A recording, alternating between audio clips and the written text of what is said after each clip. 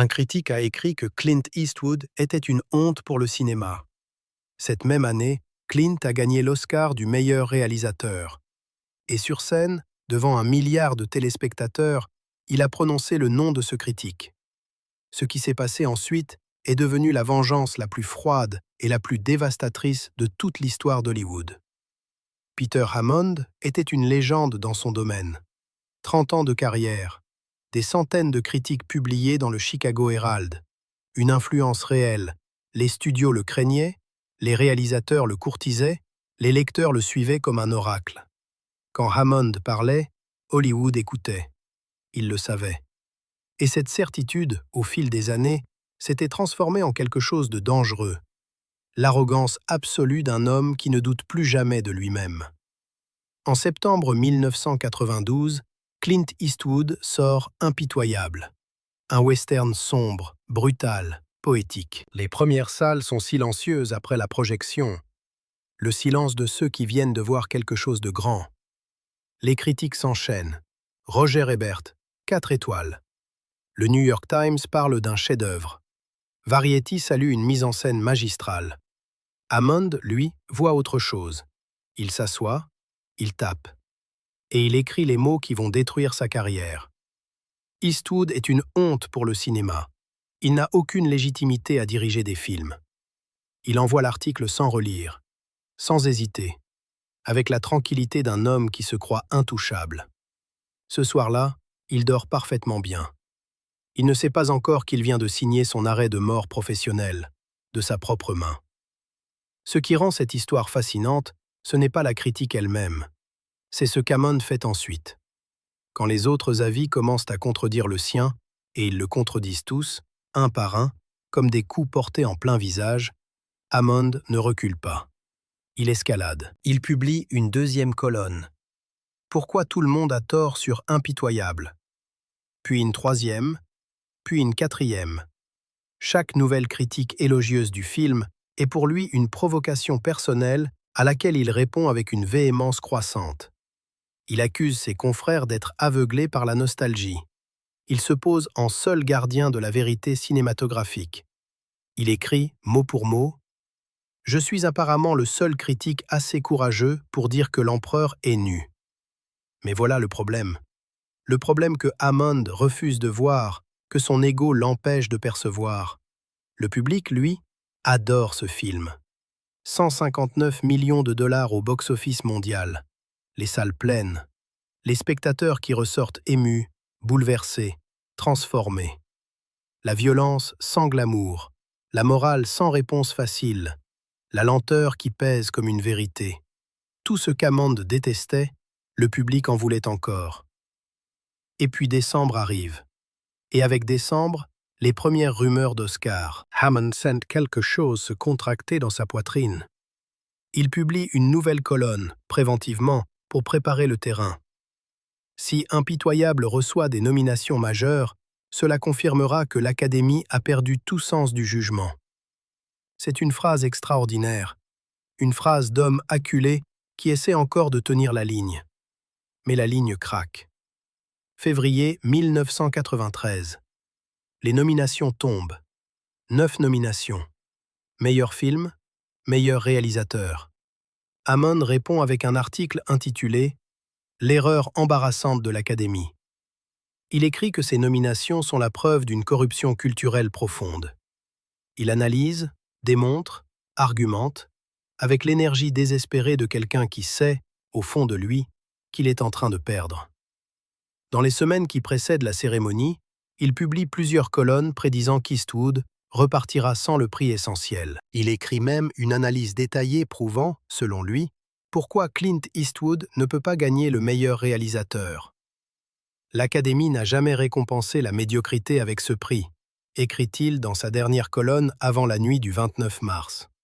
Eastwood perdra, et ce sera un soulagement pour tous ceux qui comprennent vraiment le cinéma. Le 29 mars 1993, Peter Hammond s'installe dans son fauteuil. Son verre est plein. Ses notes sont prêtes. Il est certain de ce qui va se passer. Il a tort sur absolument tout. Le 29 mars 1993, 20 heures. Peter Hammond est assis dans son fauteuil, les yeux rivés sur son écran de télévision. La cérémonie commence.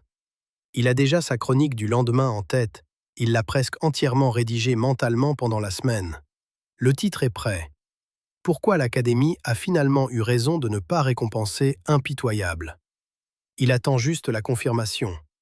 Il attend que le monde lui donne raison. Il ne sait pas encore que cette nuit va l'effacer définitivement de la carte. Les premières heures se passent normalement. Hammond regarde d'un œil distrait, prenant des notes, buvant lentement. Puis le premier coup arrive. Gene Hackman, meilleur second rôle, pour Impitoyable. Hammond pose son stylo. Il réfléchit une seconde. Puis il se rassure. Hackman est un géant. Un grand acteur peut transcender un mauvais film. Ça arrive. Ce n'est pas un verdict sur la mise en scène d'Eastwood. Ce n'est pas un verdict sur lui. Il reprend son verre. Deuxième coup. Joel Cox, meilleur montage. Impitoyable. Hammond fixe l'écran. Quelque chose commence à bouger dans sa poitrine. Une sensation qu'il ne reconnaît pas tout de suite parce qu'il ne l'a presque jamais ressentie. Le doute. Il l'écrase immédiatement. Les prix techniques ne signifient rien. Ce sont des détails. Le vrai verdict arrive plus tard. Puis vient le moment. Le moment que Hammond attendait depuis 6 mois comme une confirmation divine. La présentatrice s'avance vers le microphone. Elle ouvre l'enveloppe dorée. Elle sourit. Ce sourire que Hammond interprète pendant une fraction de seconde comme le signe que la bonne personne va gagner. Et l'Oscar du meilleur réalisateur est décerné à Clint Eastwood, Impitoyable. Hammond ne bouge pas. Pas un muscle.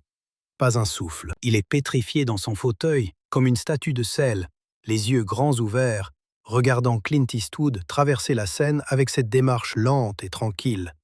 Cette démarche d'homme qui n'a rien à prouver à personne. Clint prend l'Oscar. Il se tourne vers le micro. Il commence son discours, bref, sobre, caractéristique. Et puis, à la toute fin, il marque une pause. Une pause qui dure 2 secondes. 2 secondes qui semblent durer une éternité. Il y a quelqu'un que je dois remercier ce soir. Quelqu'un qui m'a inspiré cette année d'une façon très particulière. Dans la salle, les gens se regardent. Clint ne nomme jamais les gens dans ses discours. Jamais. Quelque chose d'inhabituel est en train de se passer. Peter Hammond, critique au Chicago Herald. Le nom tombe dans la salle comme une pierre dans un lac. Un frisson traverse le public. Les journalistes dans la salle de presse se redressent d'un coup. Dans son appartement de Chicago, Peter Hammond entend son propre nom sortir de la bouche de Clint Eastwood en direct devant 1 milliard de personnes, et le sang quitte son visage en 1 seconde. Peter a écrit quelque chose sur moi l'année dernière que j'ai beaucoup médité. Il a dit que mon travail était une honte pour le cinéma, qu'il n'avait aucune légitimité à diriger des films. Silence absolu dans la salle. Personne ne respire. Clint lève l'Oscar, lentement, avec ce léger sourire, ce sourire qui ne dit rien et dit tout en même temps. Peter, si vous regardez, et je suis presque certain que vous regardez, cet Oscar est pour vous. Merci pour la motivation. La salle explose. Rires, applaudissements, cris. Les caméras balayent les visages. Des sourires partout. Des gens qui se penchent vers leurs voisins, qui commentent, qui rient encore. Tout Hollywood comprend exactement ce qui vient de se passer. Pas de colère, pas d'insulte, juste un homme tenant une statuette dorée et disant à celui qui l'avait humilié publiquement « Regarde ce que j'ai fait de ta honte ». Dans son salon à Chicago, Hammond ne rit pas. Hammond ne bouge pas. Son téléphone commence à sonner. 1 fois, 2 fois, 5 fois, 10 fois. Des collègues, des journalistes, son rédacteur en chef. Il ne décroche pas. Il reste assis, les yeux sur l'écran, comme si une partie de lui espérait encore que ce qu'il venait de vivre n'était pas réel. Mais ce n'est pas terminé. 10 minutes plus tard, Impitoyable remporte l'Oscar du meilleur film. Clint revient sur scène. Son 2e Oscar de la soirée. Et dans ce 2e discours, une seule phrase, prononcée calmement, sans regarder de caméra particulière. Ceci est pour tous ceux qu'on a dit ne pas être assez bons, pas assez talentueux, pas assez dignes. Parfois, la meilleure réponse à la critique est de prouver que les critiques avaient tort. Tout Hollywood sait à qui cette phrase est destinée. Cette nuit-là, Peter Hammond cesse d'exister professionnellement. Pas dans une semaine, pas dans un mois. Cette nuit-là, en direct, devant le monde entier. Le lendemain matin, Peter Hammond se réveilla dans un monde différent. Pas métaphoriquement, littéralement différent. Son téléphone avait sonné toute la nuit. Sa boîte mail débordait. Les talk-shows du matin passaient déjà en boucle le clip de Clint prononçant son nom sur scène, avec des rires, des commentaires, des analyses. Un animateur sur NBC résuma la situation en une phrase. Un critique a traité Clint Eastwood de honte pour le cinéma.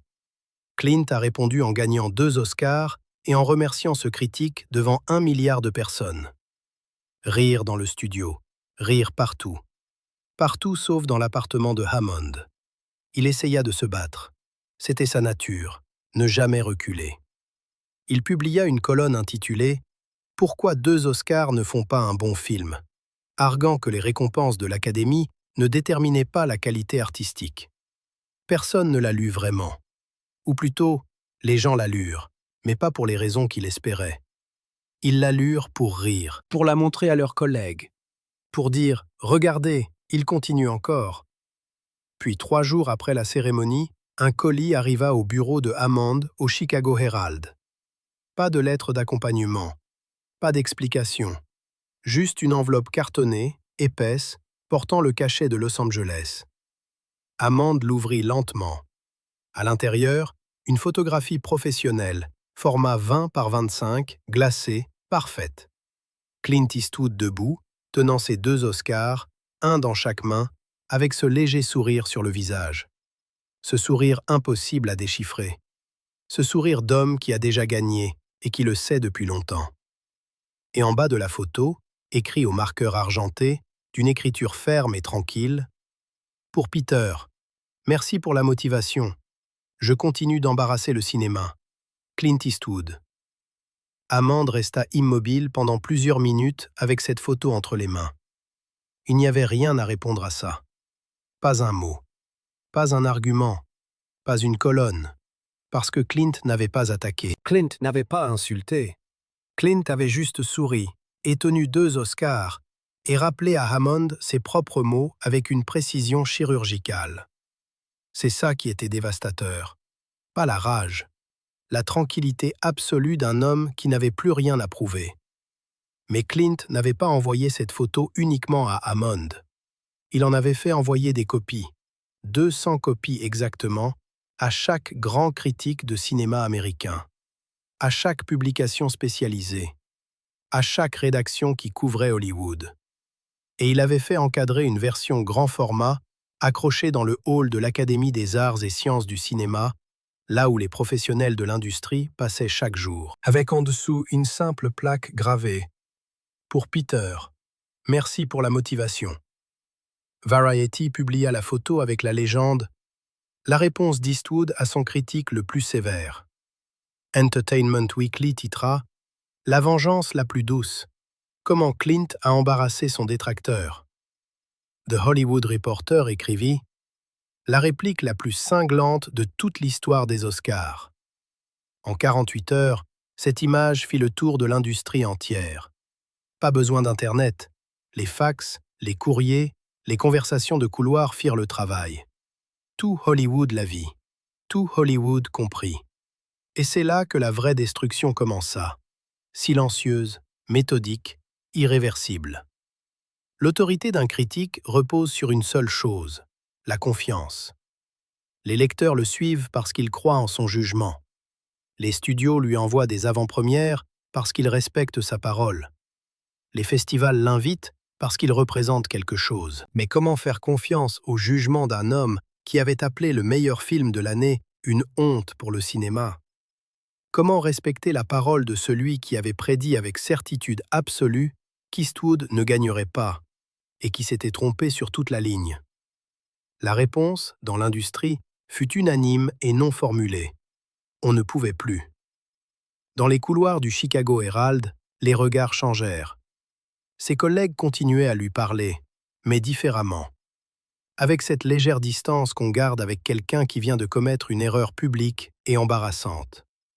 Ses articles furent progressivement relégués vers les pages moins lues.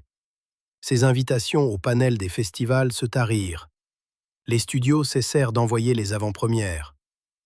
Dans d'autres rédactions, un mot commença à circuler, entre professionnels, à voix basse, avec un sourire en coin. Quand un critique se trompait spectaculairement sur un film, on disait qu'il avait fait un Hammond. Ce nom, qu'il avait mis 30 ans à construire, était devenu un synonyme d'erreur de jugement catastrophique. En moins de 6 mois, Hammond fut déplacé vers une rubrique secondaire du journal. En 1995, il quitta le Chicago Herald. Il essaya le journalisme indépendant. Quelques petites publications lui ouvrirent leurs pages, mais son nom portait désormais une ombre que rien ne pouvait dissiper. En 2000, il publia un livre intitulé « À contre-courant. Pourquoi l'opinion populaire se trompe presque toujours sur le cinéma ». 5000 exemplaires vendus. Chaque critique du livre mentionna l'affaire impitoyable. Certains avec pitié, la plupart avec ironie. Clint, lui, continua. Il réalisa des dizaines de films encore acclamés. En 2005, il remporta un 2e Oscar du meilleur réalisateur pour $1 Million Baby. La photo de lui tenant ses 2 Oscars d'impitoyable est toujours accrochée dans le hall de l'Académie. La plaque est toujours là. Et dans les écoles de cinéma américaines, la critique de Hammond est aujourd'hui enseignée comme un cas d'école. Rangée aux côtés des plus grands erreurs de jugement de l'histoire de la critique, comme ceux qui avaient rejeté Citizen Kane ou Le Magicien d'Oz à leur sortie. En 2012, un journaliste demanda à Clint s'il se sentait vengé. Clint réfléchit une seconde. Puis il répondit simplement « Je me suis senti motivé.